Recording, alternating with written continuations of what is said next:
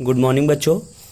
आपके अपने TD public school बलैया नसरतपुर में मैं अविनाश सर एक बार फिर हार्दिक स्वागत बंदन अभिनंदन करता हूं। और आपकी क्लास 2 दिन बाधित रही बच्चों, इसके लिए आई एम सॉरी, क्योंकि मेरी थोड़ी सी पारिवारिक कंडीशन गड़बड़ थी, इस वजह से मैं क्लास नहीं ले पाया। और क्लास 9th के इस बैच में आज मैं शुरू करूंगा, क्योंकि आपका वन टॉपिक इज फाइनली खत्म हो चुका है। तो आज मैं टॉपिक में क्या शुरू करूंगा, बहुपद तथा उनके गुणनखंड, मतलब पॉलिनोमियल्स एंड थियर फैक्टर्स। अब इसमें देखें कि आप पॉलिनोमियल्स की चीज़ें जो आप में अभी हाई स्कूल में भी यही चैप्टर है और इसमें भी है, लेकिन हाई स्कूल में थोड़ा सा विस्तृत रूप में है और इसमें क्या है, थोड़ा सा कम विस्तृत रूप में है बच्चों। तो आपको पॉलिनोमियल्स तथा उनके गुणनखंड को जानना होगा।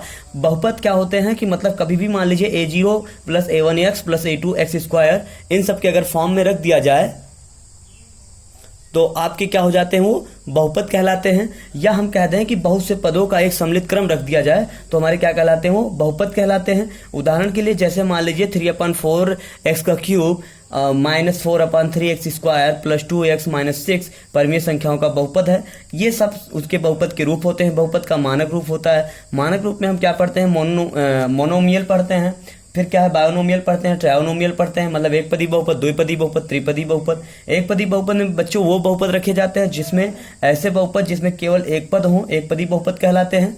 और द्विपदी बहुपद की अगर हम बात करें तो ऐसे बहुपद जिसमें 2 पद हों वो हमारे द्विपदी बहुपद। और त्रिपदी बहुपद की बात करें तो ऐसे बहुपद जिसमें हमारे 3 पद होते हों वो हमारे क्या कहलाते हैं, त्रिपदी बहुपद कहलाते हैं। तो ऐसे ऐसे हमारे क्या है, बहुपद के रूप हैं, बहुपद के पार्ट हैं। और उस बहुपद में सबसे जो बहुत अहम पार्ट है आपका वो है शून्य बहुपद, मतलब 0 पॉलिनोमियल्स। और ऐसे बहुपद जिसके सभी गुणांक शून्य हो हमारे क्या है, शून्य बहुपद। तो आइए बच्चों, इसका जो हमारा टॉपिक है प्रश्नावली 2A में देखते हैं हम क्या है। कह रहा है कि प्रत्येक प्रश्न के 4 उत्तर दिए गए हैं, सही उत्तर आपको छांटकर लिखना है। तो देखिए पहला जो इसमें क्वेश्चन दिया है वो क्या दिया है। पहला क्वेश्चन है इसमें बहुपद y³ - y + y²,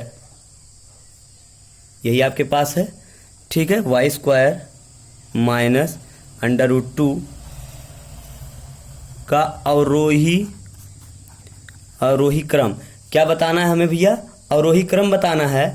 तो अवरोही क्रम की अगर हम बात करें, अवरोही आप पहले जानिए अवरोही क्या है और आरोही क्या है। देखिए अवरोही जो होता है आपका वो बढ़ते से हमेशा घटते हुए क्रम में चलता है। या हम कह लें कि जब कभी आपको आरोही आ जाए तो समझ लीजिए वो क्या है कि छोटे की तरफ हम बढ़ेंगे, अगर आरोही आ जाए तो हम क्या है, बड़े की तरफ बढ़ेंगे, ठीक है। अब इसमें घातों की चर्चा अगर हम करें, इसे आपको अवरोही क्रम में सेट करना है तो हम सबसे पहले क्या लिखेंगे, y³, उसके बाद क्या लिखेंगे भैया, y², उसके बाद क्या लिखेंगे y, उसके बाद क्या लिखेंगे -√2।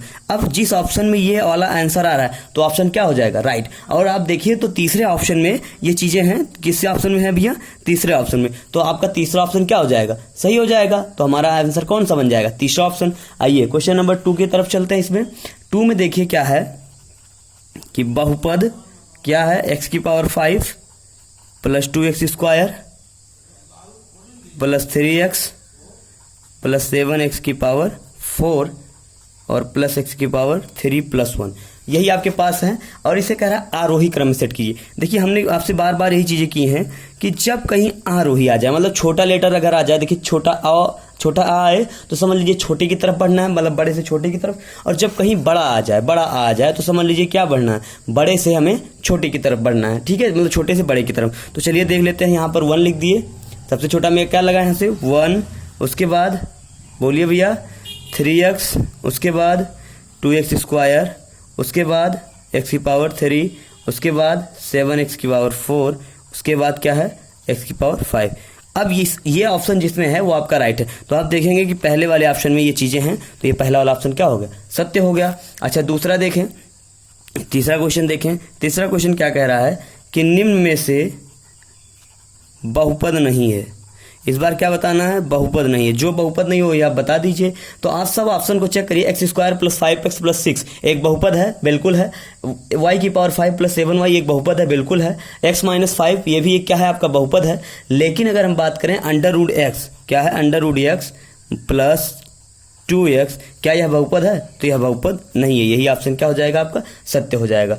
अब इसमें कुछ अतिलघुत्तरीय प्रश्न हैं, तब तक आप क्वेश्चनों को सॉल्व करिए। जो क्वेश्चंस नहीं आ रहे हैं उसे आप बिल्कुल पूछिए, कोई भी प्रॉब्लम नहीं होगी, ठीक है। अब देखिए, चलिए एक तरफ से हम करवा देते हैं क्वेश्चन नंबर 4 में।